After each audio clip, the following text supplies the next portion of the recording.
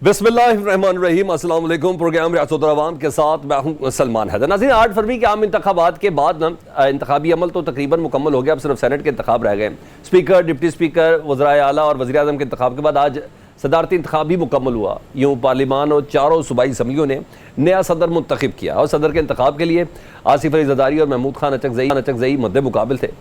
मुफाहमत के बादशाह भी कहते हैं और न जाने किस किस चीज़ के बादशाह, लेकिन बहरा आसिफ अली ज़रदारी साहब 411 वोट लेकर ऐवान सदर के नए मकीन बन गए हैं और मकीन बनते ही बहुत सी जिम्मेदारियाँ उनके कंधों पर भी हैं। जबकि इनके मद्दे मुकाबिल महमूद खान अचकज़ई 181 वोट हासिल कर चुके और लेकिन उन्होंने अपनी हार को तस्लीम भी किया, मुबारकबाद देने भी पहुँचे। लेकिन जिनके नुमाइंदे थे पाकिस्तान तहरीक इंसाफ या सुन्नी इत्तेहाद कौंसिल के, वो इस मामले को चैलेंज करने के लिए जाना चाह रहे हैं।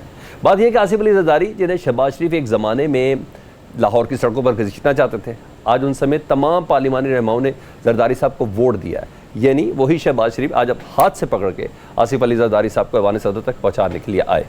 सवाल यह है कि ज़रदारी और शहबाज शरीफ साहब की मुफाहमती सियासत बेसिक चैलेंजेस हैं मुल्क की मुआशी और सियासी, जी हाँ, क्या इस भंवर से निकाल पाएगी?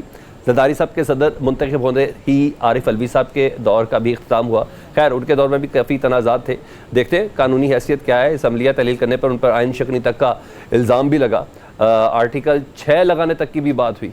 तहरीक इंसाफ भी कभी इनके इक़दाम से खुश नज़र आई है और कभी तनकीद का निशाना भी बनाती रही है। लेकिन इन तमाम वजूहात के बावजूद आरिफ अलवी साहब अपनी मुद्दत मुकम्मल कर गए हैं। ऐसे में सवाल ये होगा कि तहरीक इंसाफ में आरिफ अलवी साहब को मुस्तकबिल क्या होगा। ये तो खैर आने वाले चंद दिनों के अंदर पता चल जाएगा वो कितने फ़ाल होते हैं। दूसरी जानिब तहरीक इंसाफ जारहाना मूड में है।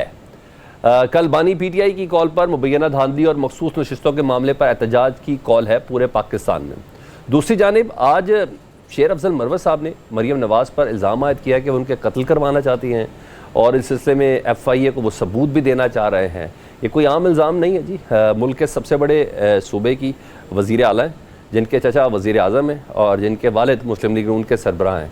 इस इल्ज़ामात को क्या सिर्फ ये कह देना काफ़ी है कि इसमें प्रोब होना ज़रूरी है? एक इंक्वायरी होनी चाहिए। ये तमाम मौज़ूआत मेरे सामने और मेहमानों से आपका तारुफ़ कराता चलूँ। सेनेटर कामरान मुर्तज़ा जमीयत उलमाए इस्लाम फ़े को रिप्रेजेंट कर रहे हैं, अज़हर सिद्दीक़ साहब वकील हैं तहरीक इंसाफ के जी, और नादिल गबोर पीपल्स पार्टी से, जबकि तहरा औरंगज़ेब साहब नून लीग से टेलीफोन लाइन पर हमारे साथ मौजूद होंगी।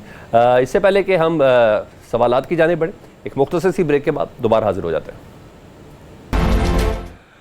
Welcome back. Senator Kamran Murtaza साहब, ज़रदारी साहब सदर बन गए और आपने वज़ीर आज़म के इंतखाब की तरह सदारती इंतखाब का भी बाइकआउट किया, चाहे इसके कि सब ने आपको कॉन्टैक्ट करने की कोशिश की, लेकिन इतना सख्त मौलाना साहब कभी भी नज़र नहीं आए जितने इस बार नज़र आए हैं।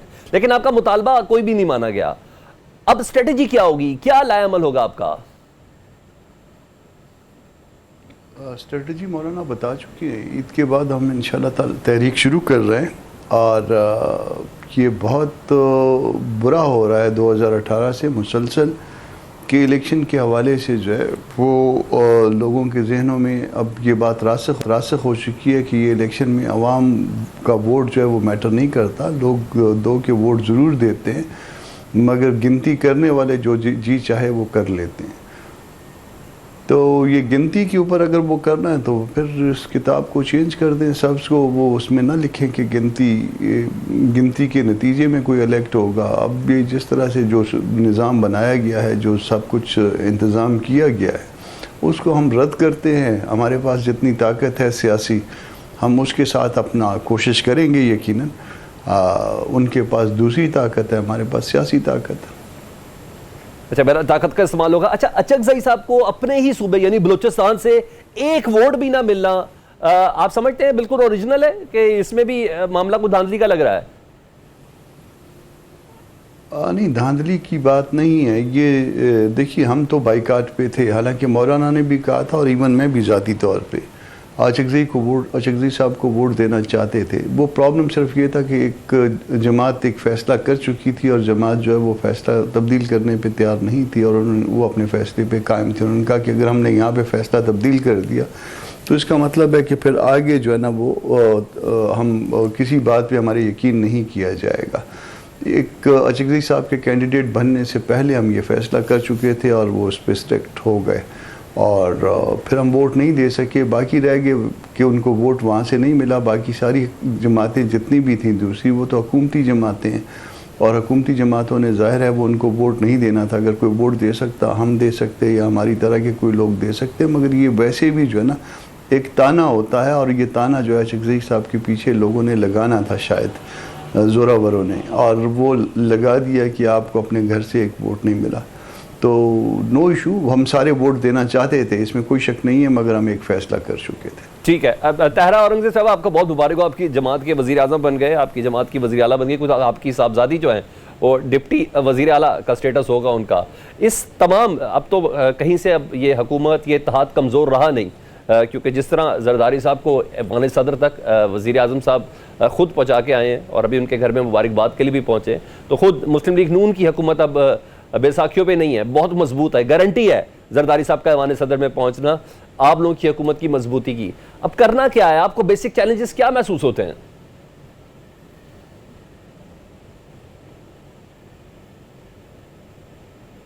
जी तारा साहब, आप, मेरी आवाज पहुंच रही है आप तक?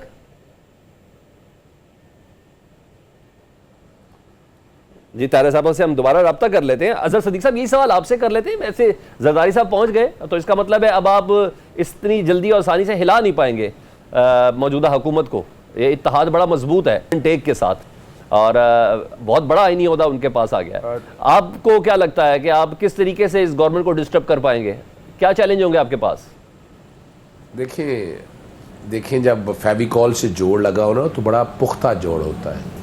हर एक को पता है कि सारे काम के पीछे एस्टैब्लिशमेंट है और एस्टैब्लिशमेंट जोड़ के रख रही है, इसमें तो कोई डाउट नहीं है, कोई दूसरी राय नहीं, हर एक को अंदाज़ा है इस बात का।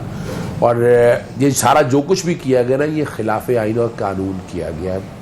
यानी देखें ना, सदर को एक इंस्टॉल कर देना, अब सदर को जब आप इंस्टॉल कर देंगे उसके बाद उतारना है तो आर्टिकल 47 के तो इम्पीचमेंट करनी होगी। इम्पीचमेंट के लिए 2/3 अक्सरियत चाहिए, और आप ये जानबूझ के, यानी देखें ना पाकिस्तान तहरीक इंसाफ के साथ जितनी ज़्यादती हैं, चले मैं नहीं दोहराता, झूठे पर्चे, तोशाखाना में सज़ाएँ, साइफर में सज़ाएँ, इद्दत का, फिर प्रोविडेंट फंडिंग, क्या क्या मैं कहूँ, तौहीन इलेक्शन कमीशन, उन सबको एक तरफ रख दिया जाए। सबसे बड़ा जो नुकसान किया है वो जमहूरी हक छीन लिया, पार्टी सिंबल ले लिया। पार्टी सिंबल आप ले नहीं सकते थे। अगर इलेक्शन आपकी मर्जी के मंशा के मुताबिक नहीं हुए तो ज़्यादा से ज़्यादा आप क्या कर सकते थे, जुर्माना कर सकते थे। उस सेक्शन को चैलेंज किया गया। लाहौर हाई कोर्ट ने फैसला अभी तक महफूज रखा हुआ है, वो फैसला दे रहे थे। अच्छा नहीं अजहर साहब, मैंने आप लोगों ने चैलेंज क्या क्या करना है वो तो मैंने आपसे भी बात करनी है। आपने फेविकॉल के जोड़ की बात की और कहा वो मजबूत होता है, तो साथ ही आपने बताया कि जोड़ एस्टैब्लिशमेंट ने लगाया, तो है तो ये मजबूत जोड़ ना। जरदारी साहब ऐवान सदर में है और शहबाज शरीफ वज़ीर आज़म है। मुमकिन ही नहीं था शहबाज शरीफ साहब के बगैर आसिफ अली जरदारी साहब ऐवान सदर में होते। हाँ, आसिफ अली जरदारी साहब के बगैर शहबाज शरीफ का मुमकिन था, वो वज़ारत उज़्मा संभाल सकते थे।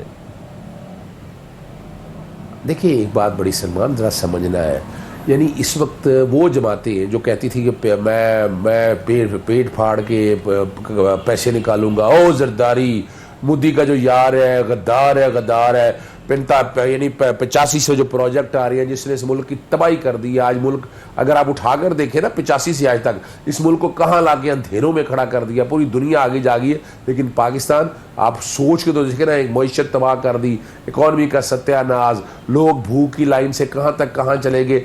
यानी ये अब इस तरह नहीं चल सकता। यानी इनके पास देने के लिए क्या है? अब 2 महीने में देखिएगा लोग सड़कों के ऊपर होंगे, अंदाजा आपको हो जाएगा। मैं जो बात कहना चाह रहा हूँ कि इस मुल्क में आइन तोड़ा जा रहा है, यानी जो मखसूस नशिस्तें थी ना, वो हमारा सड़कों पे कौन लेके आएगा लोगों को, ये बताएं ना अजहर साहब। आप लोग लेके आएंगे? हम ही आएंगे, हम ही। अब हम अकेले नहीं है, मैं फिर कौन आने देगा आपको? हम अब अकेले नहीं है। देखिए वो कोई आने देगा या ना जाने देगा, अब फेविकोल का जोड़ बड़ा मजबूत है, वो तो अपनी जगह पर मौजूद है। लेकिन अब देखना ये है ना कि जो अगर हाथ में आपने ब्रश पकड़ा हुआ है और पॉलिश आपके पास चेरी ब्लॉसम है, तो फिर तो आप यही हाल कहेंगे ना। आप तो कहेंगे कि मुझे कोई हाल आ नहीं सकता। टाइमलाइन ना देना सर। देखना ये है कि जोरे बाजू में इनके जोरे बाजू में कितनी कुव्वत है, देखना तो हमें ये है ना कि ये जो आकर क्या कहा करते थे, ये बहुत बड़ी, यानी जनरल बाजवा साहब के बारे में क्या बातें, जनरल फैज हमीद के बारे में क्या बातें, आज तो बात बहुत दूर तक चली जाएगी ना। मैं आता हूँ ना अजहर साहब, मैंने आना है, आपने किस किस जगहों को चैलेंज, प्राइम मिनिस्टर का आपने इलेक्शन चैलेंज करना है, सदर का इलेक्शन चैलेंज करना है, ये तमाम जगहों पे आना है। मैंने भी आपसे बात करनी है, क्योंकि अगर सिर्फ बातों की बात करें तो औरंगजेब साहब से मुतालिक, अचकज़ई साहब से मुतालिक आप भी बहुत कुछ कहते थे, उनको गद्दार तक का दुश्मन मुल्कों का एजेंट तक का, यहाँ तक सब था, लेकिन बहरहाल अब वो आपके सदारती उम्मीदवार भी थे। मैं आता हूँ दोबारा, ताहिरा औरंगजेब साहिबा, अब तो मजबूत हुकूमत है आपकी, बहुत ही मजबूत हुकूमत है, चैलेंजेस कौन से फील कर रही हैं आप?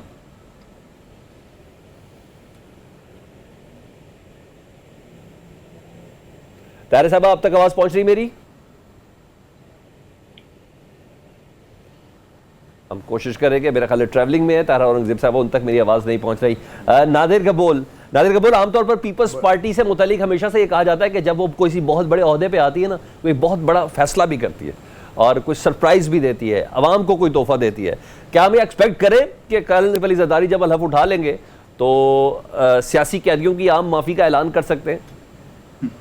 देखिए, इस पे तो मैं नहीं कह सकता, मगर आपकी इस बात पे ज़रूर अग्री करता हूँ कि पाकिस्तान पीपल्स पार्टी हमेशा से हिस्ट्री कायम करती है, माइलस्टोन डिसीजन देती है। आसिफ जरदारी साहब जब पहली दफ़ा प्रेसिडेंट बने थे, उन्होंने खुद जो इख्तियारात थे प्रेसिडेंसी के, वो गिव अप कर दिए थे पार्लियामेंट के हक में। और अभी भी, आज भी सुबह जब वो जा रहे थे अपना वोट कास्ट करने के लिए प्रेसिडेंशियल इलेक्शन में, तो उन्होंने आज भी एक दो जर्नलिस्ट को यही बोला कि इंशाल्लाह डेमोक्रेसी को फर्दर स्ट्रेंथन करने के लिए, पाकिस्तान के अंदर स्टेबिलिटी वापस से लाने के लिए वो इक़दाम लेंगे। और ये इसी उम्मीद की वजह से तमाम जो कोalition पार्टनर्स है, चाहे नून लीग हो चाहे दीगर पार्टीज हो, उन्होंने आसिफ जरदारी साहब का ही इंतखाब किया, क्योंकि उनको पता है कि इस वक्त जो हेड ऑफ स्टेट है, जो एक समझे फिगर हेड है हमारे आर्म्ड फोर्सेस का भी कमांडर इन चीफ भी होता है, वो एक ऐसा शख्स होना चाहिए जो तमाम स्टेक होल्डर्स को साथ लेकर चल सके।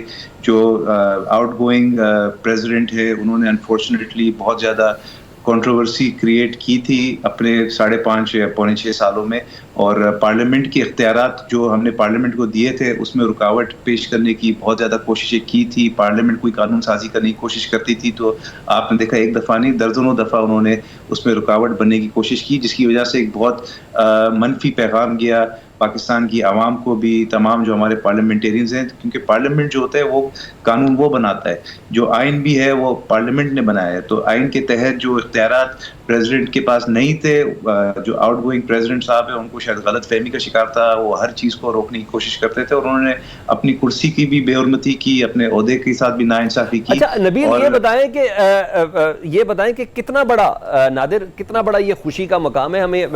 आज दीदनी तो लग रही थी असम्बली के फ्लोर के ऊपर जरदारी साहब की मौजूदगी में कि वो आसिफ अली जरदारी साहब दूसरी बार सदर मुमलिकत बनना चाह रहे हैं। जिन आसिफ अली जरदारी साहब से मुतल्लिक वो ये कहते थे कि फतह है, कोई शक नहीं कि सियासतदान रहेंगे, जो आर्मी चीफ हैं वो 3 साल के लिए होते हैं और वो आज दूसरी बार सदारत संभाल रहे हैं। वो आसिफ अली जरदारी साहब जो मेमो जिनकी इंक्वायरी हुई थी, और वो साहब यानी chief justice of Pakistan justice Qazi Faez साहब उनसे कल हल्फ बर्दारी करेंगे। ये कितना बड़ा मकाम है, ये सियासतदान की कितनी बड़ी जीत है? देखिए, ये उस सियासतदान की जीत है जिसने 18th अमेंडमेंट दिया, जिसने तमाम सूबों को इख्तियारात दिए और ख़ुद मुख्तारी की तरफ लेकर गए, जिसको मुफाहमत का बादशाह कहते हैं। जो तमाम स्टेक होल्डर्स, पॉलिटिकल पार्टीज़, चाहे अपोजिशन के लोग हों चाहे SC पार्टीज़ हों, जो हमारे ख़िलाफ़ बातें करती हों असेंबली के अंदर या असेंबली के बाहर, उन सब को साथ लेकर चलने वाले आसिफ जरदारी साहब की जीत है और उस सियासत की जीत है जिसको इस वक्त पाकिस्तान की ज़रूरत है। पाकिस्तान इस वक्त जिस मरहले पे खड़ा हुआ है, हम फर्दर इंस्टेबिलिटी अफोर्ड नहीं कर सकते। आपस की जो हमारी एक दूसरे की लेग पुलिंग है, पाकिस्तानी के खिलाफ हुए हैं, नफरत को फ़रोग़ मिला है पिछले 5 साल या 5 साल से भी ज़्यादा हो गया, इस सब को पीछे रखने की ज़रूरत है। तो इसलिए एक सियासतदान, ऐसे सियासतदान की हमें ज़रूरत थी और ये बहुत बड़ी कामयाबी, और हम सबको खुश होना चाहिए। आज असेंबली में भी जश्न का माहौल था, तमाम जो पॉलिटिकल पार्टीज़ हैं सिवाय एक के, वो सब खुश थी कि एटलीस्ट प्रेसिडेंट हाउस में एक ऐसे शख्स जाने जा रहे हैं जो सब पार्टीज को साथ लेकर चलेंगे। फ्यूचर में भी जब जरूरत पड़ेगी, आने वाले दिनों में IMF की भी डील आपको पता है होनी है और भी बजट भी पास होना है, तो तमाम स्टेक होल्डर्स को साथ बिठाने के लिए एक शख्स आ चुके हैं। आसिफ अली जरदारी साहब ईवान सदर में बैठेंगे तो उनका किरदार बड़ा अहम होगा। वो कौन से किरदार अदा कर सकते हैं आइन के अंदर रहते हुए? डेफिनेटली ये भी सवाल होगा, हम आगे चल के कर लेते हैं। कामरान मुर्तज़ा साहब, बीगा कानूनदान बताइए, अगर सुन्नी इत्तेहाद कौंसिल को मखसूस नशिस्तें मिल जाती हैं सुप्रीम कोर्ट की तरफ से ही, तो क्या सदारती इंतखाब चैलेंज हो सकता है? देखिए उससे मेरा ख्याल है कोई इतना कोई जोहरी फ़र्क नहीं पड़ता। अगर आप इसको प्लस माइनस भी कर ले तो फ़र्ज़ कर लेते हैं कि मिल गई, हालांकि मेरा ख्याल है कि ये ऐसी बात बनती नहीं है। इन्होंने वो जो कट ऑफ डेट थी उसके ऊपर जो है ना वो उनकी लिस्ट नहीं आई थी, और जब कट ऑफ डेट पे लिस्ट ना आए, ये इसी तरह से जैसे नॉमिनेशन पेपर आप एक कट ऑफ डेट पे नहीं देते और बाद में कहें कि मैं बहुत मकबूल हूँ और मुझे जो है ना ये सीटें मिलनी चाहिए थी, तो ये वो बात बनती नहीं है। मगर फ़र्ज़ कर लीजिए कि बन गई तो स्टिल जो है ना आप इसको जो है ना वेट कर लीजिए कि कितनी जो है ना इसका वज़न कर लीजिए कि कितनी ये सीटों का क्या वज़न है या कितना नंबर है, और वो माइनस कर लीजिए जरदारी साहब की उससे, तो फिर भी बात शायद लीगली स्पीकिंग बात नहीं बनेगी। वो नहीं सर, हो बात गया, जीत जो की हो नहीं हो गया। रही, बात हो रही है सही और गलत एक्ट की। क्या बात उसकी हो रही है कि एक बार ये तो रजिस्टर हो जाए कि जो एक्ट ऑफ पार्लियामेंट है, स्पीकर साहब का जो एक्ट है वो दुरुस्त था या नहीं था। हार जीत की बात तो हो ही नहीं रही। नहीं, उसमें अगर स्पीकर साहब का अमल गलत था तो वो कंटेम्प्ट में आ सकते हैं। अगर फ़र्ज़ कर लीजिए कि उन्होंने कोई गलत एक कोर्ट का आर्डर था और उसमें जो ना उस कोर्ट के आर्डर के अगेंस्ट गए हैं तो वो एक डिफरेंट एक्शन होगा, मेरा ओपिनियन ये है। मगर वो उसकी वजह से जो है ना वो पूरे का पूरा इलेक्शन वो नहीं होता। जो ये भी एक लीगल बात है कि फ़र्ज़ कर लीजिए कि जी कितनी सीटें हैं और उस सीटों को अगर माइनस कर दे 1 मिनट के लिए तो क्या कोई फ़र्क पड़ता है या नहीं पड़ता। तो उसका जवाब अगर आ जाएगा फ़र्क नहीं पड़ता तो फिर जो है ना वो फ्यूटाइल एक्सरसाइज में वो आ जाती है। एक और बारीक नुक्ता समझा दें, एक और बारीक नुक्ता समझा दें कानूनी। स्पीकर कौमी असम्बली एयाज सादिक साहब ये कहते हैं कि मैंने अटॉर्नी जनरल साहब से पूछा तो अटॉर्नी जनरल साहब ये कहते हैं कि जो पेशावर हाई कोर्ट का जो स्टे है, जो फैसला है 13 मार्च तक, वो सिर्फ और सिर्फ KPK की हद तक होता है। किसी भी सूबे की हाई कोर्ट मुल्क के दीगर इलाकों में या मरकज़ में वो अप्लाई नहीं होते उनके। ऐसा ही है? नहीं, अगर आर्डर राइटली या गलत रॉन्गली जो ना कोई आर्डर पास कर दिया गया, मैं ख़ुद उस आर्डर के साथ एग्री नहीं करता, मगर राइटली या रॉन्गली कोई आर्डर पास कर दिया गया तो उसकी इज़्ज़त करना, उसका एहतराम करना ज़रूरी हो जाता है। फिर उसके बाद ये कहना कि जी वो चूँकि मैं सूबे से बाहर हूँ तो इसलिए मुझ पर जो ना अप्लाई नहीं करता, ये बहुत गलत वो इंटरप्रटेशन है। और मैं अटॉर्नी जनरल साहब की या सादिक साहब की इस इंटरप्रटेशन के साथ इत्तफाक नहीं करता, बावजूद इसके कि मैं उस आर्डर से भी इत्तफाक नहीं करता जो उन्होंने पास किया है, मगर स्टिल जो है ना वो उस आर्डर की इज़्ज़त होनी चाहिए थी, उसकी रिस्पेक्ट की जानी चाहिए थी। ठीक जी, अजहर सदीक साहब, ऑर्डर की रिस्पेक्ट होनी चाहिए। इख्तलाफ JUI को भी है उस ऑर्डर से जिसमें मखसूस नशस्तों के हवाले से अगर इलेक्शन को रोका जाए या उन वोटों को कंसीडर किया जाए या ओथ टेकिंग का जो मरहला है उसको रोका जाए। आप बताएं, फ़र्क तो खास पड़ेगा नहीं, लेकिन चैलेंज करेंगे? सलमान, मैं देखिए मैं एक बात बड़ी ज़रूर करनी है, चूँकि कमरान मुर्जा साहब ने वो लिस्ट के हवाले से बात कहा तो तारीख ज़रा ज़रूरी है आम आदमी को समझाने के लिए। देखिए, पाकिस्तान तहरीक इंसाफ के कैंडिडेट नॉमिनेशन पेपर जमा कराए और कुछ दिन पहले जो कागजात नामजदगी के पार्टी सिंबल ले लिया गया। अब यहाँ देखें ना, पार्टी सिंबल लेने के बाद इसका मतलब ये नहीं है कि PTI के कैंडिडेट नाम, PTI पार्टी को डिसॉल्व कर दिया गया। उन्होंने कहा कि आप PTI के कैंडिडेट नहीं है। लाहौर हाई कोर्ट में गए, Lahore high court election commission में जाया, इलेक्शन कमीशन ने कहा कि फॉर्म 33 के अंदर आप पार्टी के तौर पर कैंडिडेट ही नहीं है। तो लिस्ट किसने दे रही? लिस्ट तो जाके देते रहे और हमारी बाकी तमाम सियासी जमातें खामोशी से तमाशा देखती रही है। और आर्टिकल 17 जिसके अंदर पार्टी को बैन किया जा सकता कितने सख्त है, सॉवरेनिटी इंटेग्रिटी ऑफ पाकिस्तान के खिलाफ बात करें तो फिर पार्टी बैन हो जाती। यहाँ तो लिटरली पार्टी बैन कर देगी ना। फिर क्या हुआ? फिर 13 जनवरी को इलेक्शन कमीशन एक फैसला देता है कि एक सियासी जमात से आप दूसरी सियासत में जा नहीं जाते, इस्तीफा देना पड़ेगा। जब हमने नजरियाती पार्टी के साथ बैठकर इल्हाक की बातें की, अब जो कि हमारे कैंडिडेट ने नॉमिनेशन पेपर दाखिल कर दिए हुए थे, अब उसमें इलेक्शन लड़ा। अब इलेक्शन लड़ने के बाद कहा गया ये आज़ाद उम्मीदवार है, ये इलेक्शन कमीशन किया जा रहा है, आज़ाद डिक्लेयर कर दिया। अब आज़ाद के बाद एक पार्टी ज्वाइन करनी थी तो party Sunni Ittehad Council for the purposes of कि ये चूंकि आइन का आर्टिकल 51 और 106 बड़ा क्लियर है, वो प्रोपोर्शनेट के मुताबिक मिलनी है जो सियासी जमात है। अब हमारी सीटें हैं, हमारी जितनी भी सीटें हैं, वो चाहे आज़ाद है जिस तरह है, वो आज़ाद का एक स्टेटस हमने दे दिया। उस स्टेटस को सामने रख के नॉमिनेशन पेपर दाखिल किया नहीं दाखिल किया तो बात का इशू है। तो मुझे तो उमर अयूब साहब के कायदे इस पे इख्तिलाफ का स्टेटस ही मुझे क्वेश्चन मार्क के साथ लग रहा है जो अभी उन्होंने कागजात जमा कराए हैं। नहीं सलमान, एक और मैं बताऊँ आपको बात, एक बड़ी ज़बरदस्त बात बताऊँ। यहाँ री राइटिंग ऑफ द कॉन्स्टिट्यूशन में बड़ी बातें होती रही है। जब आर्टिकल 63 आया ना तो कमरान मुर्जा सब सारे कहे री राइटिंग ऑफ द कॉन्स्टिट्यूशन। री राइटिंग ऑफ द कॉन्स्टिट्यूशन उस वक्त नहीं हुआ जब पंजाब असेंबली का हलफ लेने का कहा गया कि वो जनाब स्पीकर ने अपना नेशनल असेंबली से कहाँ लिखा है आइन के स्पीकर ने लेना है। फिर री राइटिंग ऑफ द कॉन्स्टिट्यूशन ये क्या किया है, आर्टिकल 51 और 106 में आके कहते हैं वो सीटें दूसरी पार्टी को दे दे। एक मेंबर कहते हैं कि आइन में तरमीम करनी पड़ेगी, आप अंदाजा तो लगाए ना। और आइन को एब्रोगेट किया इलेक्शन कमीशन पे आर्टिकल 6 लगना चाहिए कि आपने आइन को एब्रोगेट कर दिया है, आइन को सबवर्ट कर दिया, आपने आइन को तब्दील कर दिया है। और ये जो बात अगली बात है, जहां तक कामरान मुजफ्फर साहब की ये बात है, इसमें इत्तेफाक है कि ये सीटों में जितनी भी सीटें आई उसका इलेक्शन में बड़ा मिनिमल सा इफेक्ट पड़ेगा। लेकिन आपने जमहूरी रवायात और आइनी नॉर्म्स को तोड़ा है। आप क्या फर्क पड़ता था, यानी आपने 90 दिन में इलेक्शन नहीं कराए तो क्या कर लिया, कोई तौहीन अदालत हुई उसके ऊपर। फिर उसके बाद आपने असेंबली, जो कौमी असेंबली और 2 असेंबली है, वो 3 दिन पहले डिसॉल्व की आपने ताकि 90 दिन के डिलीवरी लिया जाए। यहाँ भी आपने आयन तोड़ा। यानी ये अगर सदर का इलेक्शन थोड़ा सा आगे भी हो जाता तो उससे क्या फर्क पड़ता था, ताकि ये वाला मामला अगर सुप्रीम हाईकोर्ट में गया हुआ है तो ये कंट्रोवर्सी सेटल हो जाती। अब कंट्रोवर्सी जो है पेशावर हाईकोर्ट में, पेशावर हाईकोर्ट का फैसला बिल्कुल आइन के मुताबिक है। चूंकि कोई भी हाईकोर्ट हो, जब वो फैसला ले वफाक है। अगर भाई स्टेटस पे सवाल है ना, इस वक्त इलेक्शन कमीशन की नजर में आपकी जमात एक आजाद उम्मीदवारों का एक इकट्ठ है जो कौमी असेंबली के अंदर मौजूद है। इलेक्शन कमीशन में आता हूं, अभी मुझे एक छोटी सी ब्रेक लेनी है और ब्रेक के बाद नादिर मेरा आपसे सवाल होगा। आसिफ अली जरदारी साहब अब पहुंच गए ऐवान सदर में और चैलेंज डेफिनेटली उनके लिए भी बड़े हो गए।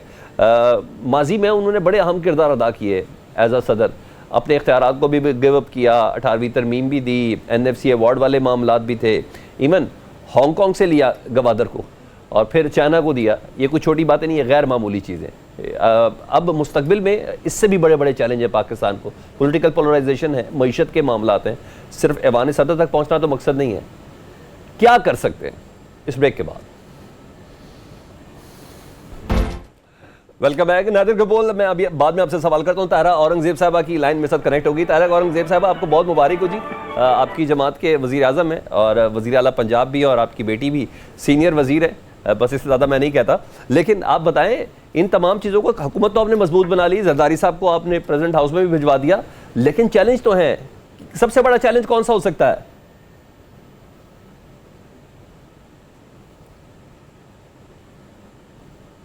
मैं माजरत चाहता हूँ ताहरा औरंगजेब साहब, शायद इस प्रोग्राम में तो बात नहीं हो सकती, फिर कभी उनसे बात करेंगे। हालांकि अभी ब्रेक में उनसे हमारी अच्छी खासी बात हो रही थी। नादिर कबूल, मैं आपसे सवाल करता हूँ, ये बताइए, सदर आसिफ अली जरदारी इससे पहले भी बड़े बड़े कारनामे अंजाम दे चुके हैं, मिसाक़ जमहूरियत के लिए क्या तमाम सियासी जमातों को एक टेबल पर बिठा सकते हैं?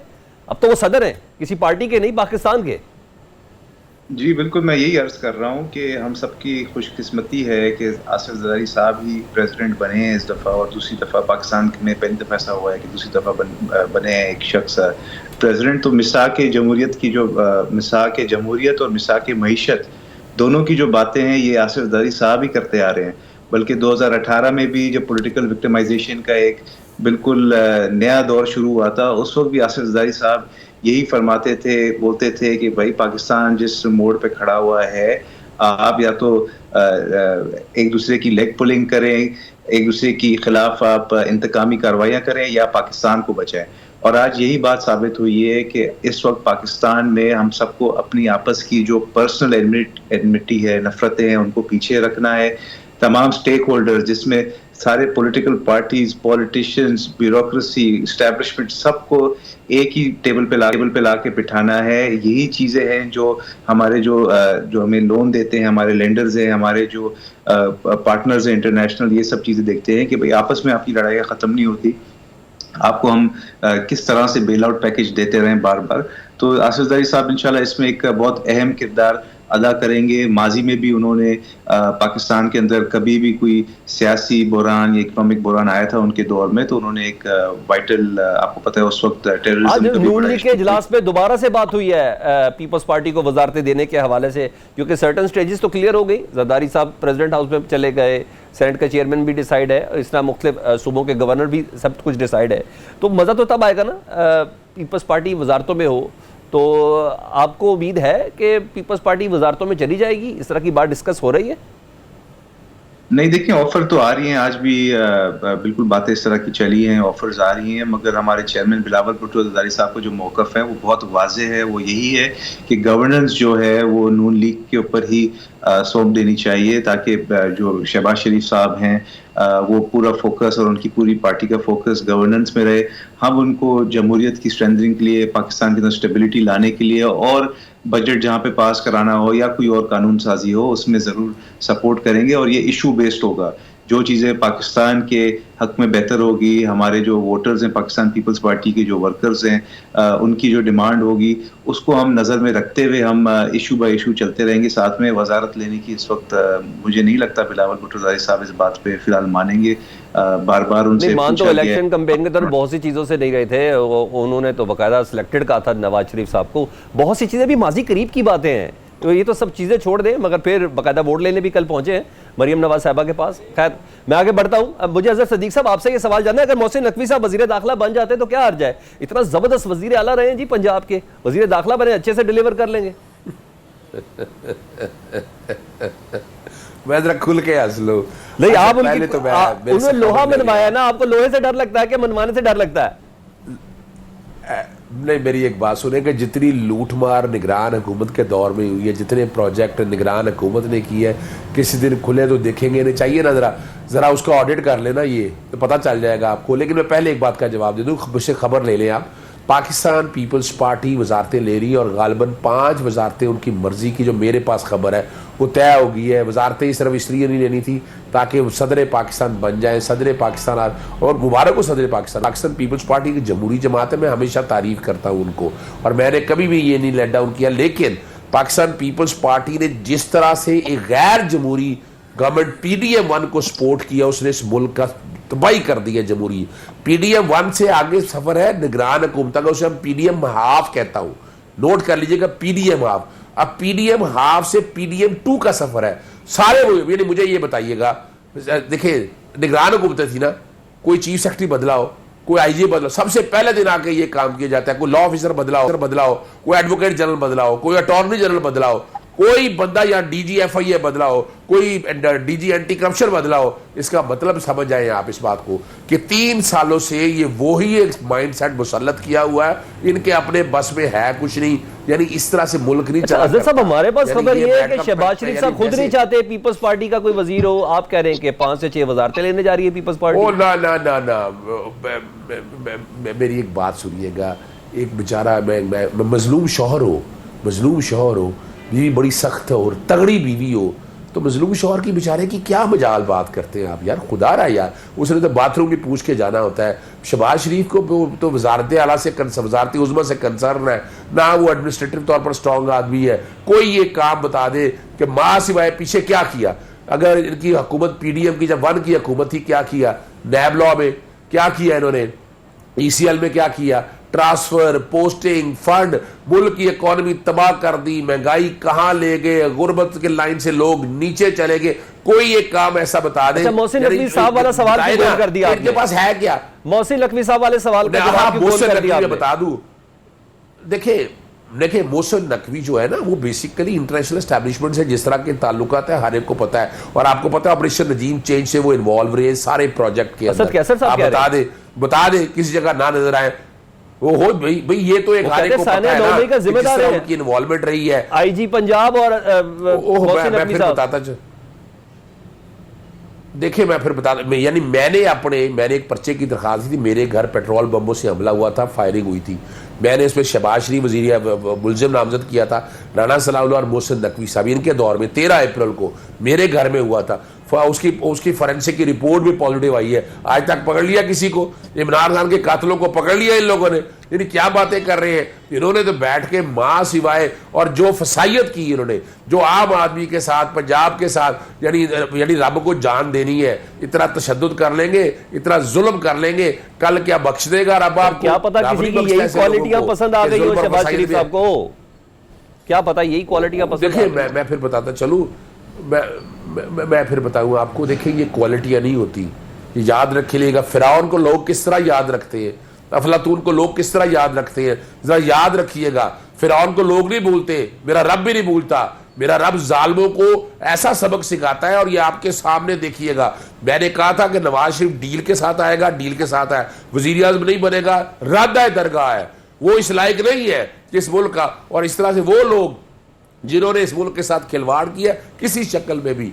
रब्बे पाक मौजूद है मेरे यहाँ जो आ लगती है ना मजलूम की, वो बड़ी दूर तक जाती है। अच्छा, मैंने इंट्रो में ना एक बात की थी, मैंने वो सवाल भी आपसे कर लूं तो फिर मैं फौरन कामरान मुर्तज़ा साहब के पास जाना है क्योंकि मैं आखिरी 10 मिनट का प्रोग्राम रह गया है। आज शेर अफजल मरवत साहब ने इल्ज़ाम लगा दिया जी मरियम नवाज साहिबा पर। वो कहते हैं मेरे पास ऐसे सबूत हैं, और अगर सबूत है तो प्रेस कॉन्फ्रेंस में दिखाते ना।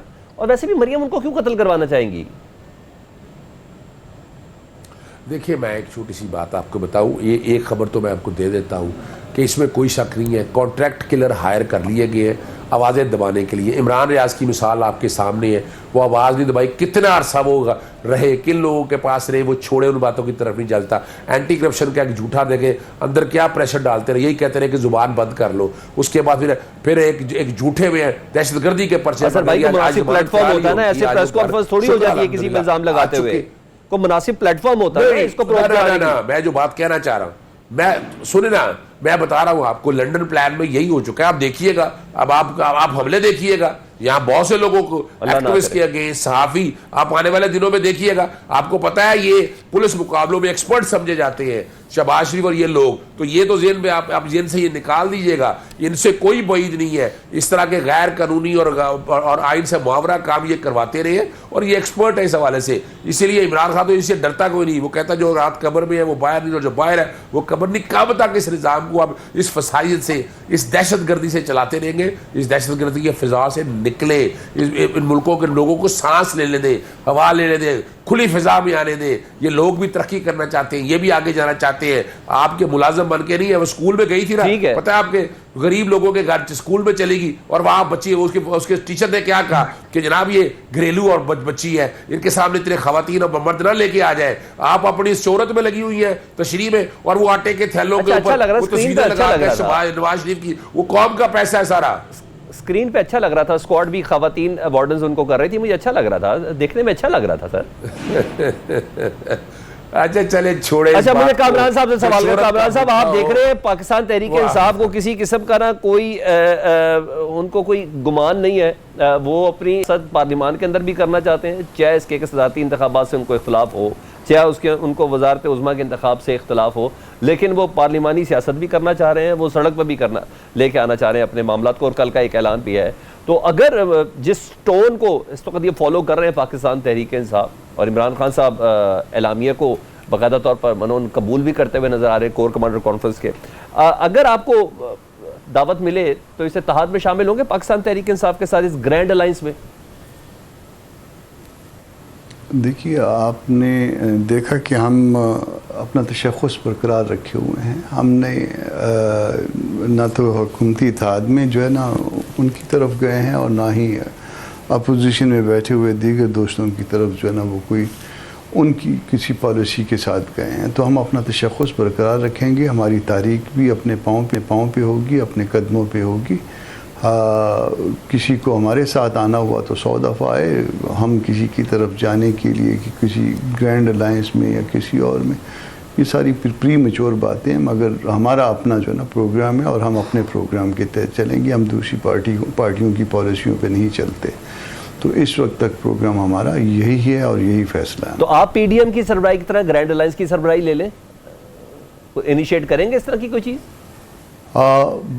बात यह है कि ये इसी तरह से बात होगी जिस तरह से जो है वो इन्होंने महमूद खान अचगरी साहब का एक वोट था, और उससे पहले उनके बारे में मुख्तलिफ इरशादात जो है उनकी इन्हीं पार्टियों की तरफ से जिन्होंने उनको कैंडिडेट किया था आते रहे, और बाद में उन्हीं को कैंडिडेट बना दिया। तो मतलब वो एक तरफ जो है ना वो पार्लियामान को जो है ना वो मंजूर न करें, और हमारे आप पार्लियामान के अंदर हमारा साइज़ जो है वो 11 सीट्स का है, 11 या 12 नशस्तों का है, और हम ये क्लेम करें कि हमको जो है ना इत्तेहाद की सरबराही दे दें, तो मेरा ख्याल है ये कोई ऐसी कोई मुनासिब बात नहीं है, अनलेस के बाकी सारे फेल हो जाएं और ख़ुद ब खुद जो है ना वो हमारे साथ आ जाएं, वो और बात होगी।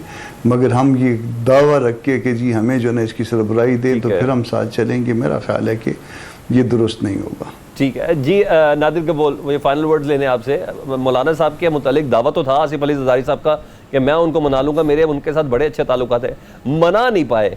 तो आप लोग तैयार भी हैं मुस्तकबिल करीब में, स्पेशली रमज़ान के फ़ौरन बाद पाकिस्तान तहरीक इंसाफ ने भी सब बंदी करनी है, मौलाना साहब ने भी सब बंदी करनी है।